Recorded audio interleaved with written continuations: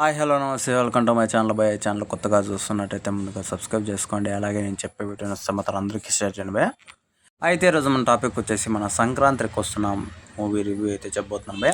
నిజానికి మార్నింగ్ అయితే నేను లేకపోయాను సినిమాకి, ఇందాక నేను వచ్చాను. అయితే మొత్తానికి సినిమా గురించి చెప్పాలంటే ఒక రకంగా మన అనిల్ రావిపూడి గారు ఎప్పుడు ఒకే మాదిరి చేస్తున్నారు, అలాగే ఈసారి కూడా ఒకే మాదిరి చేశారని మాత్రం చెప్పచ్చు.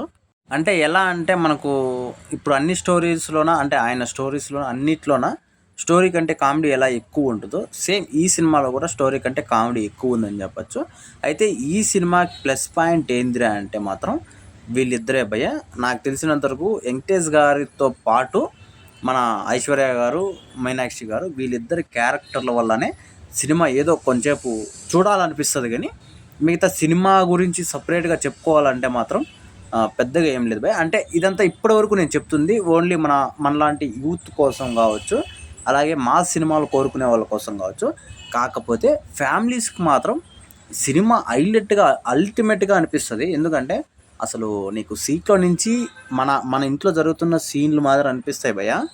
రెగ్యులర్‌గా మనకు ఇంట్లో ఎలాంటి సీన్‌లు అయితే జరుగుతాయో అలాగ మాత్రం మనకు అసలే మన మనసుకు అద్దుకునేలాంటి సీన్‌లు మాత్రం ఉన్నాయి. అది మాత్రం పర్ఫెక్ట్‌గా ఫ్యామిలీస్ కోసమే తీసినట్లుగా అనిపిస్తది సినిమాని. ఆ ఒక్క జోన్‌లో మాత్రం సినిమా హైలైట్ అయితది గానీ, ఇంకా మనం అంటే కొంతమంది మాస్ ప్రేక్షకులు అలాగుంటారు కొంతమంది. ఎక్కువ మాస్ సినిమాలు చూసేవాళ్ళు, అలాగే కొంచెం డిఫరెంట్ స్టోరీస్‌ని కోరుకునేవాళ్ళు. వాళ్ళకైతే కొంచెం డౌన్ అనే చెప్పొచ్చు ఈ సినిమా. ఓవరాల్‌గా సినిమా అయితే బాలేదని చెప్పలేను, అలాగే చాలా బాగుందని చెప్పలేను. మీడియంగా ఒక సూపర్‌గా ఉంది అని చెప్పొచ్చు భయ్య. అంతవరకునే.